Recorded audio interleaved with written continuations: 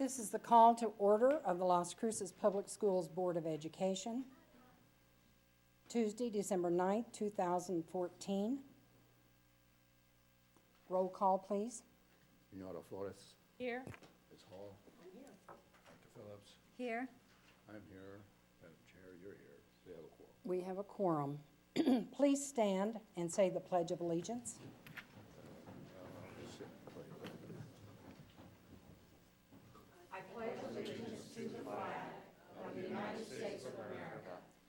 to the republic for which it stands, one nation under God, indivisible, with liberty and justice for all.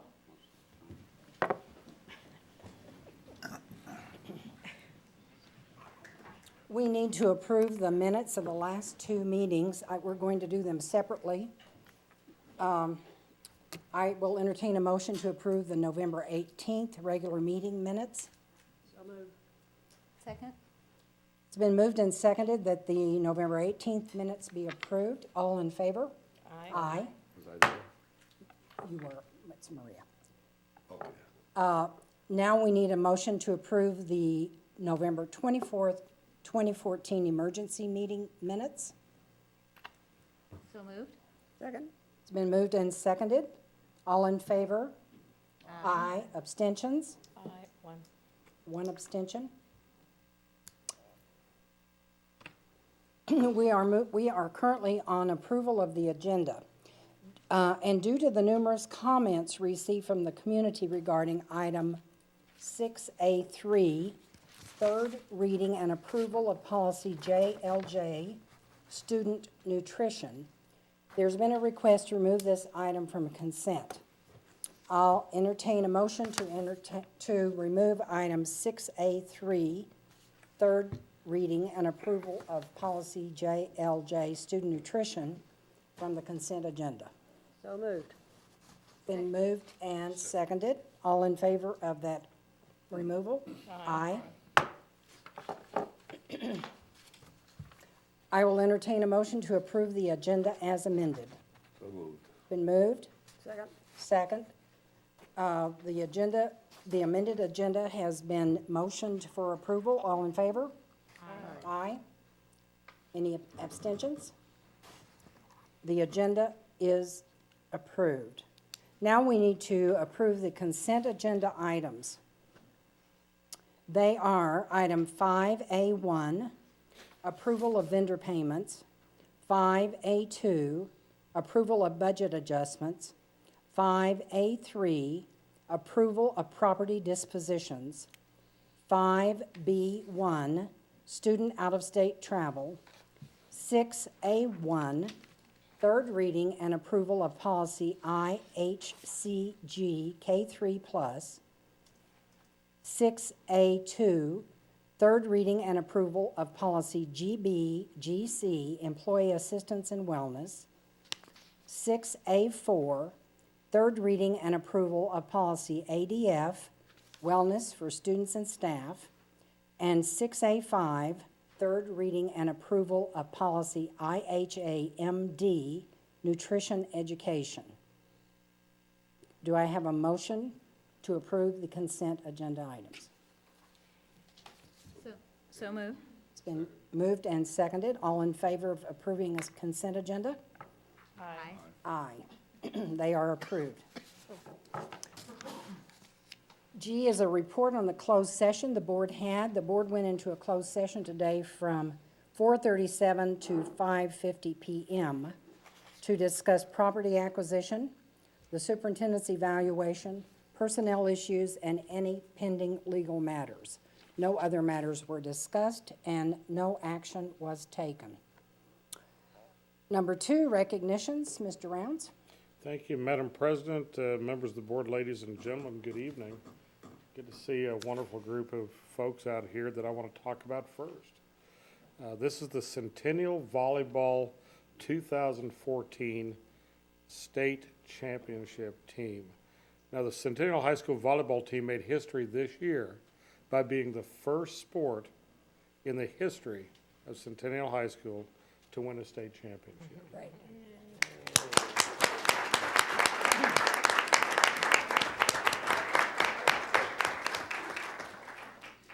Now, what's amazing is in only its third year of existence, Centennial High already had several sports vying for state title each season. The Lady Hawk volleyball team, however, is proud and honored to be the first of these many talented teams to achieve this historic goal. The 2014 state championship squad was led by seniors Addison Pedraza. And when I call your name, would you mind coming to the front, and then we can see each of you come up? Would that be okay? Come on. May I do that? So Addison Pedraza, Alexius Patterson, Marina Padilla, Annalisa Hawkes, Shy. Alexis Maris. Yeah, don't be shy. You weren't shy at the net. Come on up. It's okay. Juniors on the roster were Destiny Ruiz, Deandra Espinosa, Iabo Adegoba, Andrea Garcia, Savannah Bush, Ashton Garcia, and Alexis Yates Baeza. And there were two freshmen rounding out this state championship team in Marin Smith and Alex Nevares. The team managers were Amanda Gill and Jade Nunez. Al Rosen is the Centennial Volleyball head coach, assisted by Erica Martinez and Katie Laws. Volunteer assistants this season were Amanda Adams and Mary Patterson. The Centennial Volleyball program has progressed so quickly over just 2 years. In their inaugural season, these Hawks were undefeated district champions. And by the way, that's quite a feat to go undefeated in this. They then advanced to the quarterfinals of the state tournament, and in their second campaign, the team was again undefeated in district play and made it to the state semifinal match. And then in only its third season as a program in 2014, these Lady Hawks were once again undefeated district champions. That's amazing. They finished with a 21-4 record and brought home the ultimate prize in New Mexico athletics, the Blue State Championship Trophy. Now, the team and coaching staff would like to thank their principal, Mr. Montoya, and all of his assistants and staff, including, I believe you might have an assistant principal, Jeff, you're out there someplace. Mr. Montoya, I saw them in the hall, at Centennial High School for the support and assistance. Join me in giving recognition to these fine young ladies.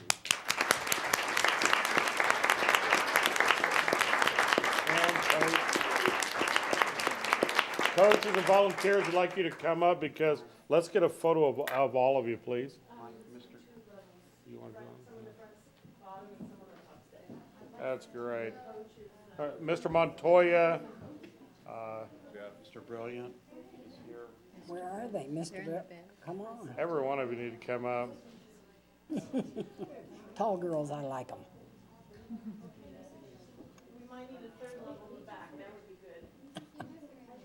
All the good-looking folks stand in the back. I know. I see how that is.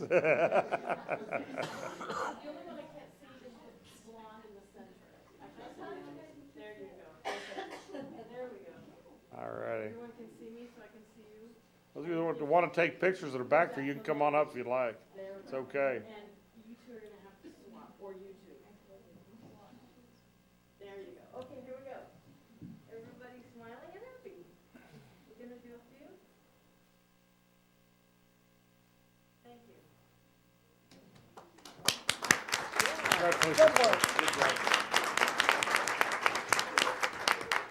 Okay, if everybody can join me, ready? Go Hawks! Go All righty, Hawks. good job. Yeah, good job.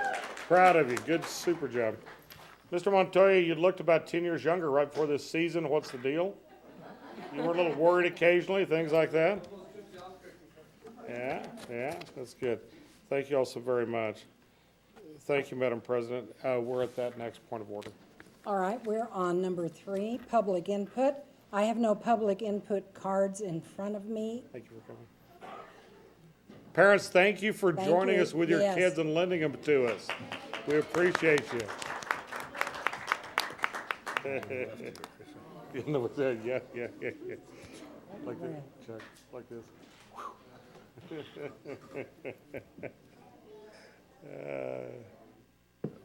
you got it.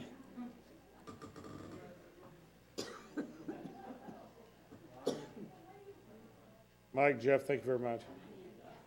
It's the highlight of the evening when we get to see the product. Absolutely, the product of our efforts. It's right, and it's good to do. Mr. V, I should have recognized you also, the most distinguished, wonderful athletic director in the state of New Mexico, Or so we believe. Ernie V. Do we have any public input? I do not have any cards. Okay, I'm going to move to Roman numeral 4, Superintendent's Report. Thank you, Madam President. I have several items I'd like to move through on a point of personal privilege, I guess, on this. I'm not sure they're on the agenda. So number one, I'd like to report to the board, we've been working very diligently at Donyan Elementary on a roof issue we've had out there. And the board, in fact, met on special emergency session actually last Monday, a week ago, to push through a resolution that asked the state of New Mexico to prepare emergency funding to help us redo that roof this early summer. We then, through the week, suffered through some calamities with the state where it appeared they would not fund that as requested. But I'm very happy to note to the board and to the public that I was able to meet with the chair of the Public School Capital Outlay Committee and the chair of the, I guess it was this roof subcommittee, and the executive director of PSFA. And I'm happy to tell you that we do have a green and go to replace the roof with this caveat. We will be seeking legal action against the roofing company, not the one that installed, but the manufacturer. And upon successful completion of that warranty litigation, we will return to the state of New Mexico the amount of money that they've invested in the roof up to, but not to exceed the amount of money we received from that litigation. And so I'm very happy to report to you we're back on again. And so I want to thank the staff and others who worked with me to make that happen. But I think that's an important comment for all of us to know is there. We also would like to talk to you about our court charter school complex for just a minute. And we have a new timeline. Now, you as a board and members of the public will know that as we move toward a grand opening, which had been scheduled for, not a groundbreaking that had been scheduled for today, we found some public discourse that was fairly elevated about this project. And while this board did meet with our city commission in joint session about a month ago and review this in detail, there hadn't been, in our opinion, sufficient outreach into the community to assuage the concerns. And so last Friday, Joe Galvan sent out a notice announcing our next community meeting that will be held December 16th. And this is a community meeting for an opportunity for us to further elaborate on our plans there. Furthermore, Joe will be sending out a notice announcing the delay, or actually did last Friday, of the groundbreaking, moving from December the 9th today to January the 6th, along with a new invitation that will be sent to the community and other dignitaries. We're sending it so that it'll be delivered through our LCPS server, so we'll be doing a notification by email to those that we contact that way also, and also members of the board. We're also in the process of creating a flyer for Alma students to distribute through the neighborhood. We have some student concerns both at J. Paul Taylor and Alma de Arte about this syncopation, and a concern that things won't be progressing. So we want to use our students as part of our delivery mechanism. We also will do a paid advertising in the Sun News and Bulletin announcing the community meeting date. And around December the 15th, and I believe it'll be on December 15th, Gen Con Construction should receive a permit for demolition of the old ESC building. And I have directed the contractor that, upon receipt of that permit, to proceed on demolition of the ESC building immediately, and the continued land grading that'll be involved in that demolition. And then on December 16th at 6:30 at the Alma de Arte Auditorium is the community meeting that I had mentioned a moment ago. And then between December 15th and January 5th, we expect the demolition to continue and the land improvements to proceed. And then on January the 6th at 10:30 in the morning is the schedule for the new groundbreaking with the students and community and guests that will join you, the members of the board, and those of us on staff as we move forward in this very important project. And I want to thank the board for their understanding and continued support of moving this project forward. And then if I may, Madam President, I'd like to go ahead and move to item A under Superintendent's update. And this is an update on another very important project, and I see Dash back there in the back, so I know this is near and dear to your heart. And this is, Madam President, members of the board, an opportunity to present to you information about the Crossroads project relocation, which will move the Crossroads location from 411 North Armijo to 821 Loman Avenue, which is currently the Head Start building, but is often referred to as the Bradley building. And I understand that before that it might have been the Lopez School or Lucero School. And there may be even other preceding names that are there. And in fact, as we move forward to this project, one of the things I've directed is for us to do a historical representation of the evolution of that building. This evening, I'm going to turn this over to Mr. Kennan and our architectural firm to come forward and give an opportunity to do a small project summary, to look at the overall site plan, the overall floor plan, some aerial view information, and then answer questions the board may have. If I may, Mr. Kennan, let me move to you. Madam President, Superintendent Rounds, thank you. This particular project, we're real excited about that. I know it's near and dear to Dr. Sanchez's heart. He's been pushing for this for about 7 years. Just 7.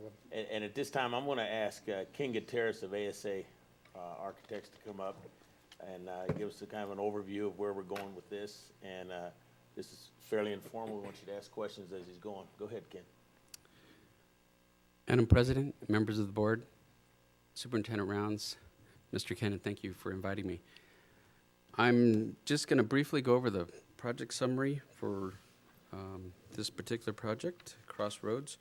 We've been working with the faculty and staff and Dr. Sanchez for the last few months in developing a program to relocate this school to an existing building and a new addition.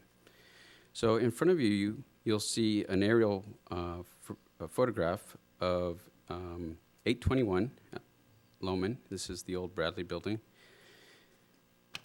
To the north is Amador. To the south is Loman. To the right, the east, is our infamous Roberto's landmark. So None of you know anything about that. that's always a Mr. Kennan. good landmark for understanding where we're at. So I'm just going to describe some of the existing components on the site. The portables in the center are actually, 2 of them have already been relocated just recently in the last week. The last one is scheduled to get relocated, I believe, in the next couple of weeks, Bobby? Is that first week of January? So our site's being cleared there. We're looking at about a 3,400 square foot addition. Going through the program specifications with the faculty and staff and the committee, the design committee, it was decided that the middle school children needed to be separated from the high school children. So the existing facility will actually house the middle school kiddos. Go to the next slide here. So you'll see the existing facility in gray, which is approximately 10,400 square feet. It does have an existing kitchen, or at least a kitchen area. There's some infrastructure in there where a kitchen actually did exist at one time, and it's, I'll get into some of that in a bit. To the right, we do have some existing parking, and to the left, there's an existing parking lot that does have some staff parking being utilized right now. We originally wanted to place the new addition, which is going to house the high school students, approximately 42 kids. We originally wanted to place it directly centered. I don't know if you all can see. This is not working exactly, but there you go. Centered. We wanted to place the blue building centered to the gray. We found out quickly, though, from our geotechnical engineer that the old Lucero building, its basement is still actually intact and underneath the soil there. The stem walls are approximately 18 inches below grade. The basement itself is about 7 feet below grade. So that started to dictate some of the moves that we had to make for the new building. And I think ultimately it actually worked out for the best. So I'll go to the next slide and show you a floor plan. So in the existing building, again, we're going to be housing middle school students, 20 middle school students. We're going to be utilizing 4 classrooms, the 3 on the north side, and 1 on the south side. There are already existing restrooms there that are currently ADA accessible, so they are meeting code. And we have on the right-hand side of that building, on the east, there is a conference room and an office, which we're going to leave intact, just as is. Going over to the left side of the building on the west side, we're also going to leave intact the office space off the corridor. There's an office space directly off of the office to the corridor. And just to the south of that office space, we're going to make a new reception area. So where the door is shown now, there is an existing window. There's an opening there which we can easily put a new doorway into that reception area. So this will be the main entry for all visitors checking into the building. We're going to be utilizing the existing multi-purpose room and utilizing the existing kitchen area, which we're going to turn into a serving kitchen now. I've been working with Miss Nancy Cathy, and we're going to bring in some of her existing equipment and some new equipment, and we'll be utilizing the front of this area as a serving kitchen. The back end will be storage for the kitchen itself, and we will be adding a new mop sink. In the new building, just to the south, you can see we have 3 classrooms. All of these classrooms will be modern with new technology worked inside of them, infrastructure for the new technology worked inside of them, and we are at 740 square feet per classroom, which is the same as is Las Cruces High. In addition to those 3 classrooms, we have a clustered restroom for boys and girls. We managed to get in a staff restroom in here as well. And then, of course, an electrical room for all of the data and electrical accommodations that this building will need. Going on to the next slide, I'm just going to show you some views. So this is a rendering looking west from the parking lot over on the Roberto side. So you can see we're gonna be using some signage to get people placed where they need to go, some wayfinding. Because the site does have some challenges about knowing where the entry to this building is. So you can see the yellow door that you see on the existing building in gray, we're probably going to do a canopy over that, maybe some graphics. This is for the main door where everybody will enter. All of the students will enter this one door, check into the school, and they have to check out in the same location. To the left is the new high school addition.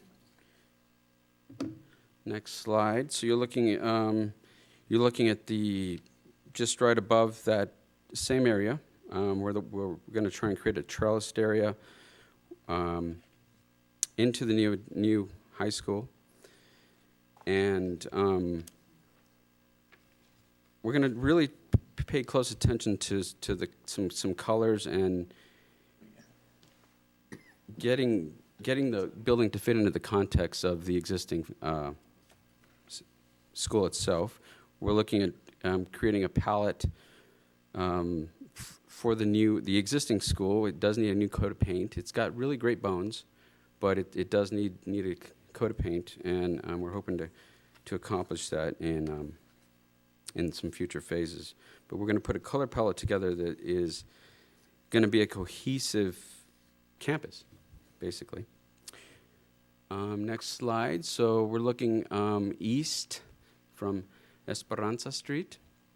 So this will be towards the bus drive. We're looking at parking. Currently, we're looking at parking 5 small buses on Esperanza Street.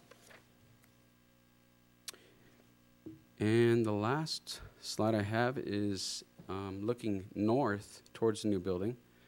So this is actually facing Loman Avenue.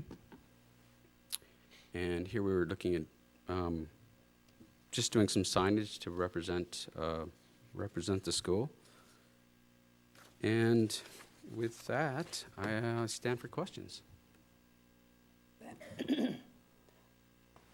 Anybody have questions? Are you looking into a new fence around the area?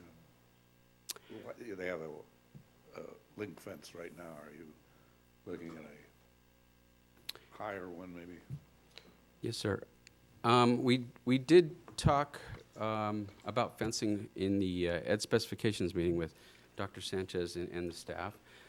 At the time, we did discuss. I guess there was some concern about it becoming too institutional, but we certainly are taking into account some security measures to make sure that the campus is secure completely. So I don't think we anticipate any large-scale fencing around the property, but we do anticipate enclosing the campus securely with the existing fence that's there now and adding some additional chain link, yes. Senora Flores? Yes, thank you, Madam Chair. My question is, there's space for playground? I didn't see anything actually marked out for that. Madam Flores, I know they don't need traditional playgrounds, but yes. They need a basketball. yes. There actually is, let me go back to the aerial. On the south side, there's actually some really nice shaded play area, and there's some existing play equipment there. Yeah, exactly. There's there is an existing basketball court there. This is the area that we really are going to make sure that we leave intact, because it's one of the it's already matured. There's actually some grass that grows in the summertime. Right. So we're going to make sure that stays intact. And also, the building isn't it like brick and then windows and then roofing? And it seems like, are you going to cover some of that or leave it as is, the outside? The existing building, we actually don't have any plans in this phase to change, Okay. yes. It just looks different in the model, I guess. And if Yeah. I go back, we intend on doing a paint job on the building as an attendant phase to this. It's not in the base bid, but that'll be, again, the color palette being suggested will allow us then to move in either with our paint crew or a separate contract and do a touch-up. There's a lot of metal work, flashing and whatnot on that building, as the board may remember, and we want to be sure to get that set up properly, so that. Right, it just It'll looks look like it has a different surface on it there in the drawing. Yeah, Yes. it's just meant to be Okay. left Model. to abstract. I was actually, as we were looking at the building and we were drawing these renderings, I thought it'd be great candidate for Comcast Day paint. Yeah, Um, yeah. I've participated myself in several of those events and really successful projects, so Okay. I'm gonna put it on the list. Thank you. Ms. Hall? The area for buses is going to be in that area off Esperanza that's a parking lot now? Is that what I understand? Yes, ma'am. Yes, ma'am. So it can be off-street? We are discussing that with the city, and we haven't come to an exact resolution yet, but that's our proposal at this point, yes. Madam President, Ms. Hall, we're working with the city because the offset for the buses we're proposing is about half a vehicle of offset for the bus, and it would allow us to put all the buses end to end. The city has not agreed to that exactly yet because of some concerns about traffic flow. We compare it to other sites, however, and it has, as an example, Conley in the front of that, where we put the new bus lane in there. This has the amount of adjacency space for vehicle traffic since there's no parking on the other side, so we're in the process. They had countered that we would put what would be 5 buses inside that back parking area and renovate it, but that would still leave us about 2 buses short. We're concerned about the safety aspect of that, so we're in the process, Mr. Dane and others are in the process of trying to negotiate that with the city, and we Right. feel like we'll be able to move that along, but it's unresolved as of this point. Dr. Phillips? Now, Madam President, the date of occupancy is August of 15. Well, we actually think we'll be in before that. We think we'll be in 1st of July. So I just want to go back and thank Yeah. you, because I'll make that point. Normally in projects like this, because we're doing a build-out and a reno, you might assume that it might be later on in the year. It'll be as early as July, we believe, to be in the building, be able to use it. So that's very good news for us of this. I just want to make a couple of comments, because I have very fond memories of working in that building. So, yes, used to be the teacher center, and we had lots of teachers in there, lots of times doing lots of fun things. So it was a very great place to be. I do want to make sure that we are acknowledging our neighbors and giving them information about this change so they can anticipate it, and they know who their new neighbors will be. So I'd like to be sure we're doing that. Thank you, and I know Ms. Galvano will be working on appropriate news releases, and we will offer a community meeting at the school soon to talk through what the plans are and actually brag about what I think will be some very nice newness to that site. Very good. Thank you, Mr. Martinez. Thank you. Dr. Marufo?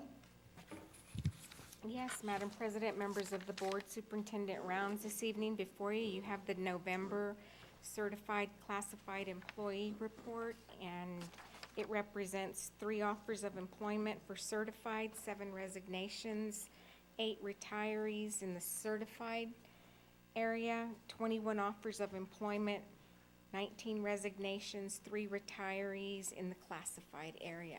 Stand ready for any questions you may have. Board members, any questions? Senora Flores? Dr. Marufo, my only question was in regards to Tomba. I noticed both of the assistant principals will be leaving soon, are retiring. Yes. So will they be replaced? So, Madam President, we, thank you, if I may jump in, Dr. Marufo, In cabinet, we resolved yesterday how we'll be staffing that, and we'll be advertising one of the positions. We intend on taking a administrative intern into the other position, which would give us the full 2.0 load. We are trying a new approach as we try to build capacity in future leadership by doing that, and we resolved that issue yesterday, so that's where That was my concern. you bet. Other questions about the personnel report? Thank you, Dr. Marufo.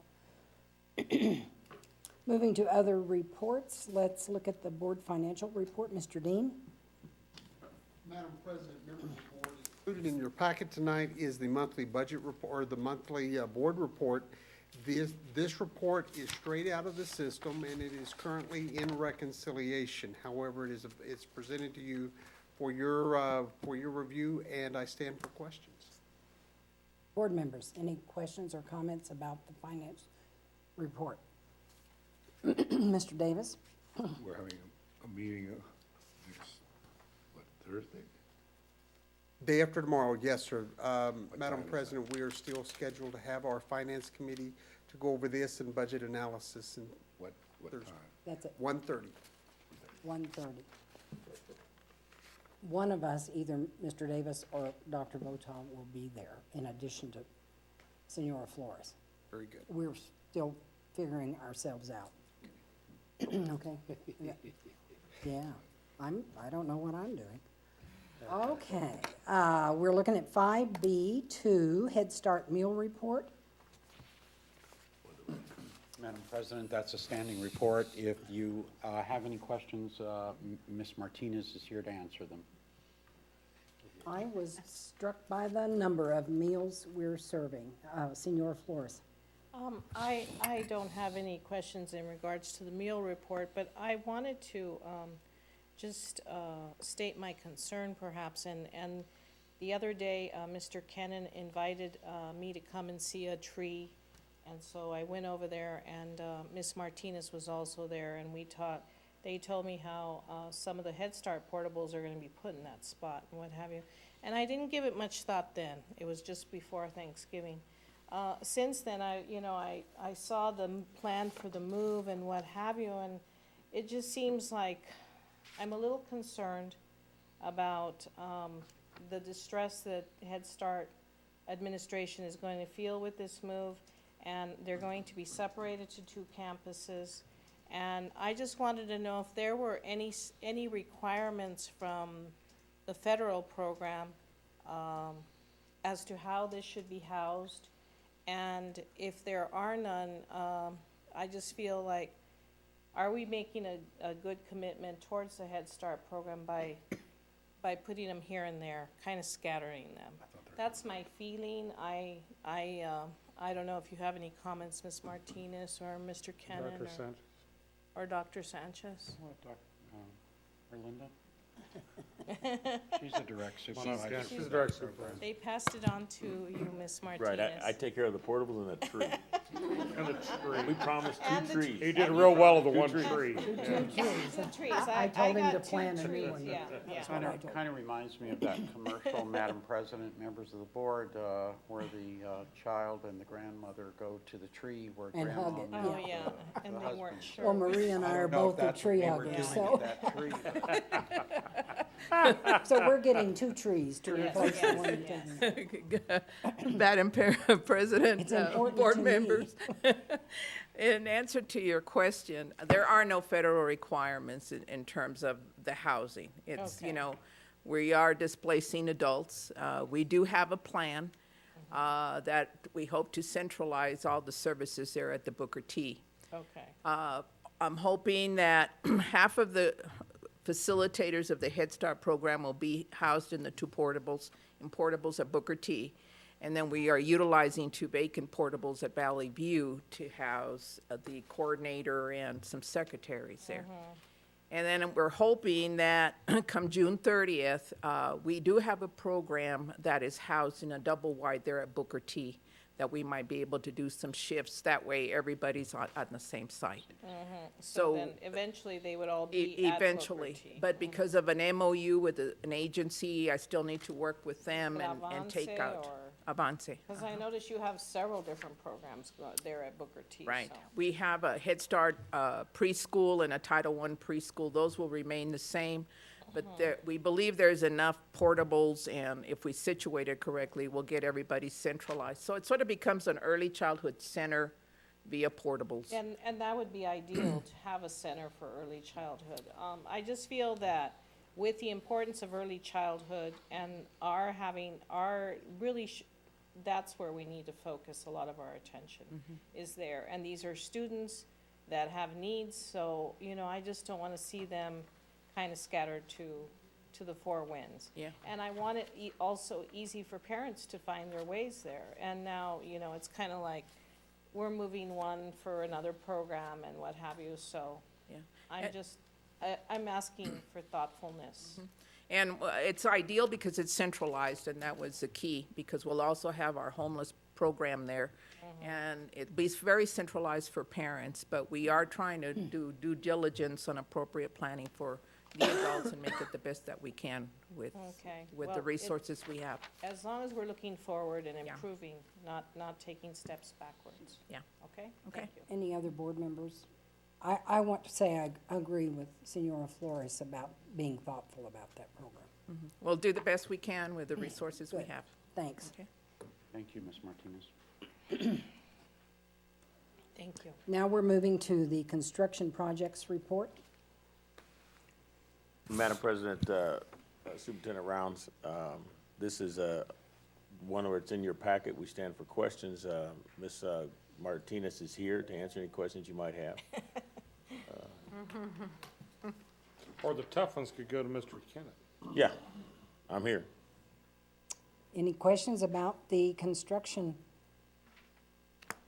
Senora Flores. I just want to make a comment. Thank you for the tour that we had, I guess it was almost, not a month ago, 2 or 3 weeks ago, Cruises High. at Las Cruces High School. That was very I interesting. agree. It was a wonderful thing to see. Yeah, So thank you thank you for that. the access. Very good. Anyone else? Okay, we may have a record-setting meeting tonight. Looking at number 6, board items under old business. So 6A6, third reading and approval of policy ILBB, state program assessments. Madam President, could I Oh, did I skip something? we skip 6A3, Madam Correct. President? Very good. So we need to look at third reading and approval of policy JLJ, student nutrition. Do you want to talk about that? Thank you, Madam President. Yes, I'd like to present the fact that the reason why we asked this to be pulled off of consent was because we had some we had some public input on this policy. Actually, the executive summary notes 2, but it was actually 3 parents. I received one after the material was sent in for the board. Basically, on December 4th, at the School Health Advisory Council, we received a couple of comments about one piece of the policy, and that was the statement about food being used as a reward. And there were many parents who felt that this was an appropriate activity in their child's classroom. And so on page 2 of the policy, Madam President, as noted on the screen, we broke that statement up into 2 different statements. So now it says that schools shall not withhold food as a punishment. So basically, we will not use food to punish people. And 3 was really the part of the parents' concerns. Food may occasionally be used as a reward as part of classroom celebrations, with a caveat that this practice is infrequent and that nutritious food be part of the menu. That was a good compromise on this language, so it will continue to be allowed, but at the same time that we would also be serving healthy food. The other thing that's added to this policy as a result of some of the comments made by the parents is, and in consultation with Nancy, Kathy, and Barbara Berger, that we would like to provide parents and students information on the benefits of healthy eating. And in the regulation, we talked about multiple options that we would do, not only information about food, but after that, access to important health services that are available in the district for our children who may not have access otherwise. And we thought that we would build a nice portal on the parents' webpage that kind of has a nice fancy icon with health information about the child's health. It kind of goes along with our move to reorganize all of our policies to come into compliance with federal regulations, and it's just good practice. So with that, Madam President, those are the only changes to this policy from second reading. So we would recommend approval of this policy as amended. I'll entertain a motion to approve policy JLJ, student nutrition, As amended. as amended. So moved. Been moved and seconded. Any discussion from the board on this item? No, seeing none, let's vote. All in favor of the JLJ, please say aye. Aye. Aye. That policy is approved. Now let's look at number 6. Third reading and approval of policy ILBB, state program assessment. Thank you, Madam President, members of the board. During the second reading of this policy on November the 18th, the board requested that the language in the background statement be modified to reflect the board's belief in creating a balance between formal assessments and in-class assessments, and that we look at a system that minimizes the use of formal assessments to the greatest extent possible to protect instructional time. Seemed to be a strong direction from the board. Additional language has been added that includes a requirement that the superintendent publish annually the district's assessment calendar on the district's website as an information item for parents, a practice which we do, but we will maybe need to look again at the parents' webpage and do an even kind of like our health portal, another assessment portal that would have links to many of the forms that might be interested to parents. Staff is currently working on the revisions to the regulation that accompanies this policy. However, the parent refusal form, which was included in your packet, this opt-out form, is attached as information to the board. I would like to tell you that it doesn't happen a lot, but Mr. Hand and I had sat down in my office to actually work on the opt-out form, and this language of a policy, and a parent showed up and asked if she could speak to Steve Sanchez, and Linda brought her into my office, and she was here to talk about the opt-out form because she had some concerns that she couldn't fill out the opt-out form at her child's school or as part of an IEP meeting. And you will notice in the opt-out form, or I hope you noticed, that that has now been taken care of. So if travel to the central office, the reason why we have to verify the signature is because we have to make sure that that is, in fact, a parent. So just like signing children out of school, we want to make sure that if they're opting their child out of such a requirement, that we do verify.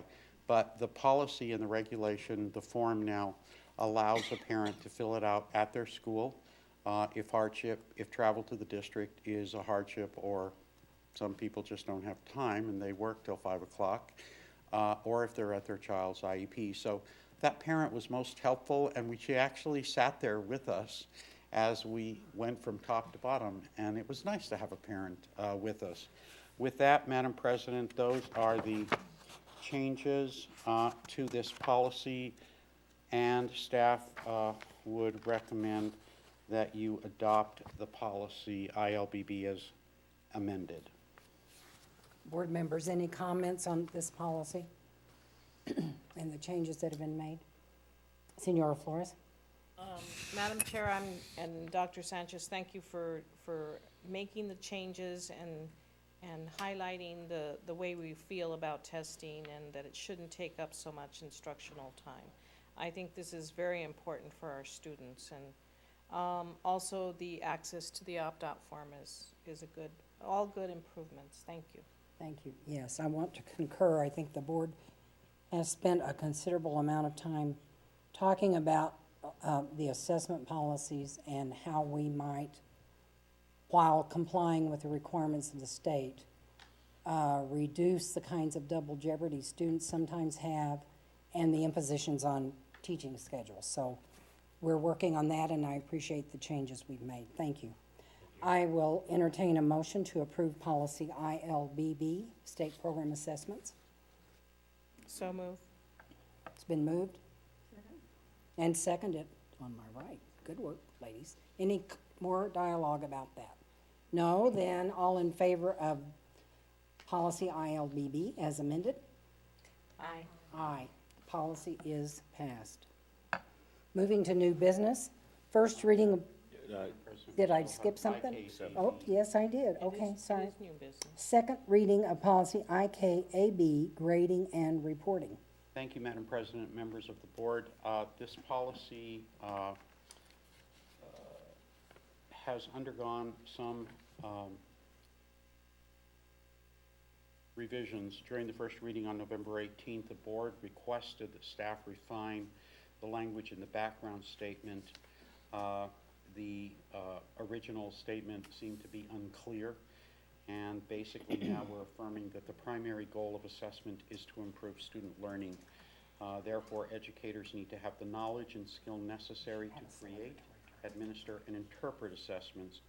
Any one assessment is a limited source of information and must be used in conjunction with all other available information about the student. So this takes in the complexity of the children that come to us on a daily basis, and we look at whole children, not just test scores. Another board member actually asked that we put into the policy that report cards shall be available in printed format for parents who need them, especially in the elementary and the middle school. We seem to do electronic for high school for many, many years. On page 2 of this policy, item number 7, Madam President, members of the board, that statement was adjusted at the request of a faculty meeting at Mayfield High School, and they asked us to change performance to grades, as it seems to be much more specific as to what the policy language was talking about.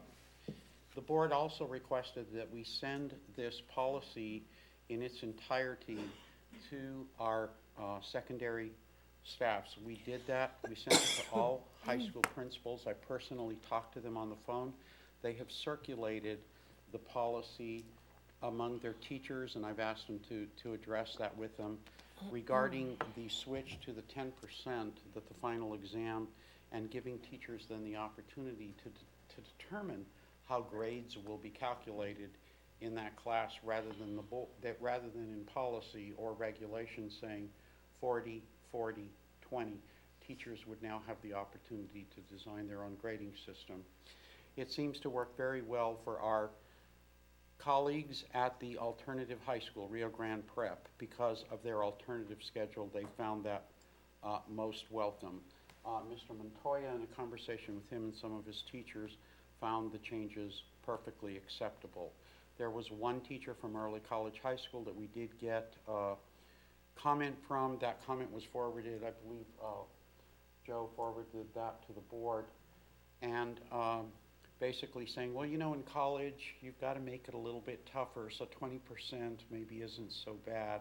Gave a couple of scenarios. But generally, the feedback from the high schools has endorsed the change. I told them that this was going for second reading. We still had some time, and if they would like to spend more time discussing it and send me comments, I would do that. With that, Madam President, we would like to move this to third reading and continued posting on the district's website for additional comment. Board members, any input on this one? Mr. Davis? I was looking it over, and you referred to a system that they use at the high school. but it didn't really explain what it was or how it was. Is there some way you can put it in the policy? You just mentioned the program, but it doesn't tell anybody how they get into the program, or get that information. Madam President, Mr. Davis, if I hope I'm answering your question correctly. Basically, what this policy would do would allow the teachers who are teaching their classes to determine how students will be graded and how those grades will be calculated. So it will not be prescriptive like it has been in the past. My question really is, when I read, it just referred to the program without really explaining how they can get into the program to find out what's going on.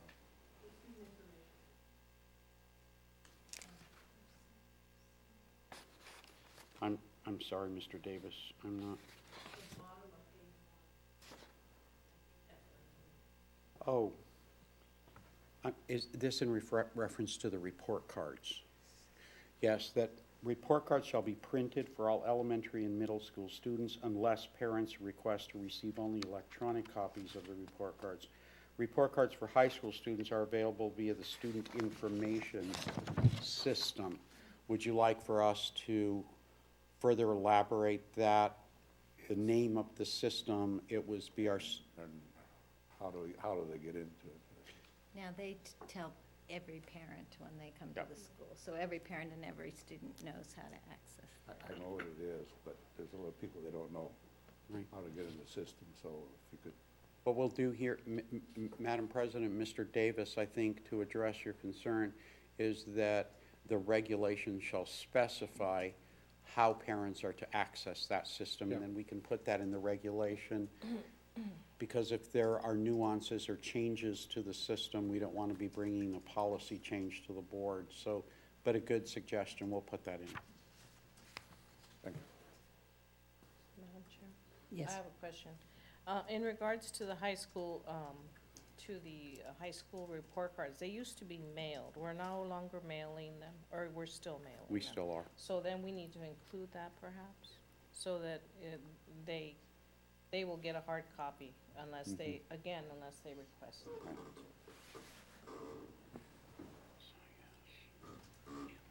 Thank you. Any other comments?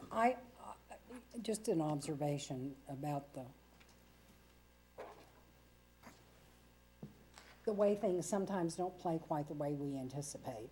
I'm thinking we might need to have, I'm assuming we're putting this in place in January when the first report, no? When does this start?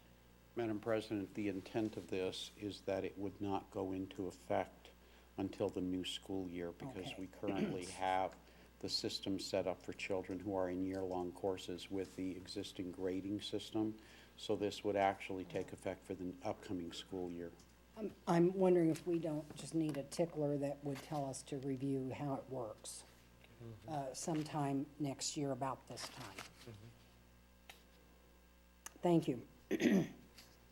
Are we now on 6B? Yes. Yes, we are. First reading of policy EB, Environmental and Safety Program. Madam President, members of the board, this particular policy is really, it's the last time it was reviewed in 2007, so we're really upgrading it. And the main reason we're doing this is to bring it more in line with what PED has. We're going to take what PED has, but then that means we can also add to that. We're not limited to just what they have. Some of the changes requires that all school and administrative buildings or departments shall have a school-based safety committee. We want more people at the table talking about safety, not just something downtown. Ensure that all schools, administrative buildings, and our departments shall have follow state fire and safety codes, follow regulations. What we've done is just tighten this policy up. But we've also, one thing we've added to the policy that wasn't there before is we've really addressed the facilities and the playgrounds. We look at, we have, where I lost my thing here, preventative maintenance programs, and we inspect our playgrounds already, but now it's in policy. So I stand for questions, and we want to move it, it's first reading, and obviously we'll put it on the website for comment and come back to you for a second reading. Very well. Any board member comments on this one? None? Yes, Senora Flores. The only comment that I would have, Mr. Dane. Ken. I'm sorry, I'm not thinking right now. Is in regard to the pesticides. I've seen that in other places, in other cities, when they use that Roundup stuff, that they kind of put yellow tape around it, and because it interrupts hormone receptors and it has all kinds of problems, that maybe if it's used on our school campuses, on the playgrounds, that would be marked so parents would know not to stay off it, and that it would be used only when there's plenty of time between the use by students. Right, I hear not using it when students are around. Yes, Yes, mostly, no. definitely yeah. agree with you. Yes, and Madam then Flores. to mark it off so that kids know to stay away from it at that Sure, point. we can do It's that. just safety. We shouldn't be using it at all, but I know. Okay, You thank you. bet. 2 trees, remember that, 2 Two trees. trees. Only more would be better. 2 trees and a hoe. Any other board members on that item? No? Moving to item 7, board member reports. Any board member reports to come out? Senor Flores? Do you want me to go first? Are you Sure. Okay. Well, I attended the Youth Risk and Resiliency Reporting 2013, and I'm asking that perhaps Dr. Greer come in and present on that again, because there's some new data that I won't go into today. We got to tour the buildings at Las Cruces Public Schools, and the view from the bridge was very nice. Worked on the Thanksgiving luncheon with Mr. Calderon and Mr. Altamirano over at University Hills. We worked hard that day. We worked hard. Attended a grads advisory meeting with Dr. Sanchez at Las Cruces High School with the program teachers there. They're doing a good job. I also got to speak to a group of students from a Power Social Studies class at Las Cruces High School, and they had a lot of questions about policies too, so I thought that was pretty interesting. I enjoyed myself very, very much.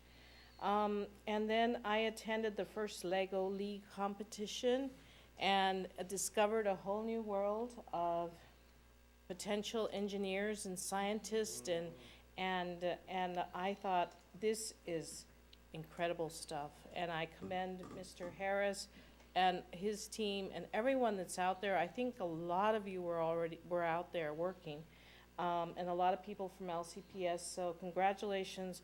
What a wonderful opportunity for our students. It was fantastic. And next time I'm taking my husband and anybody else I can drag along with me, because they're gonna have fun. I also visited the Accelerated Las Cruces Public Schools preschool at NMSU and got a tour of the other preschools as well.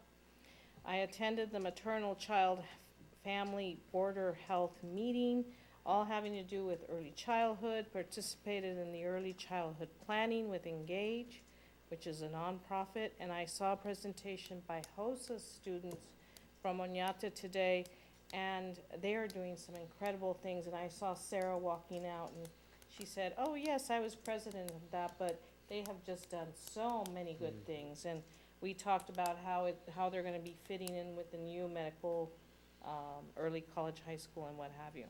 So I thought that was very interesting.